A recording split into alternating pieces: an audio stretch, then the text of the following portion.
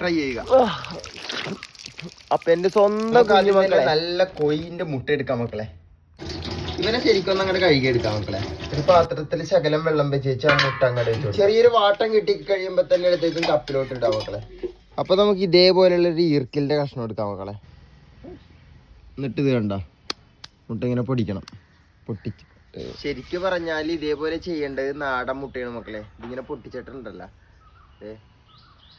ചെറിയ ചെളുപ്പുണ്ടല്ലോ, ഇങ്ങനെ അങ്ങോട്ട് കലക്കണം. ഇങ്ങനെ അങ്ങോട്ട് കലക്കി നല്ല അടിപൊളിയായിട്ട് വേണ്ട. ശരിക്ക് നല്ല അടിപൊളിയായിട്ട് ഇതിന്റെ ഔഷധം എന്ന് പറഞ്ഞു കഴിഞ്ഞാൽ വേറെ തന്നെ ഗുണമാണ് മക്കളെ. ഇത് ഇങ്ങനെ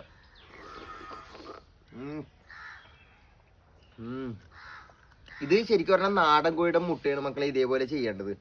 ഇതിന്റെ ഗുണം എന്ന് പറഞ്ഞു കഴിഞ്ഞാൽ നമ്മുടെ തടിയുടെ ക്ഷീണം, പിന്നെ നമ്മുടെ തടിയിലുണ്ടാകണ ഈ തടിപ്പ് കാര്യങ്ങള്, വേദന, നടുവേദന, അത് എല്ലാത്തിനും നല്ലതാണ് മക്കളെ. നല്ല സാധനമാണ്. ഇങ്ങനെ നാടൻ കോഴിയുടെ മുട്ട തന്നെ വേടോട്ട മക്കളെ. ഞാൻ എൻ്റെ മക്കളെ കാണിക്കാൻ വേണ്ടി വെള്ളക്കോഴിയുടെ മുട്ട എടുത്തുന്നുള്ളു.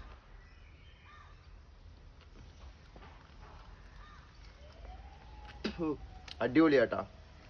ഇതേപോലെ എൻ്റെ മക്കളൊക്കെ ഒന്ന് ട്രൈ ചെയ്യുക.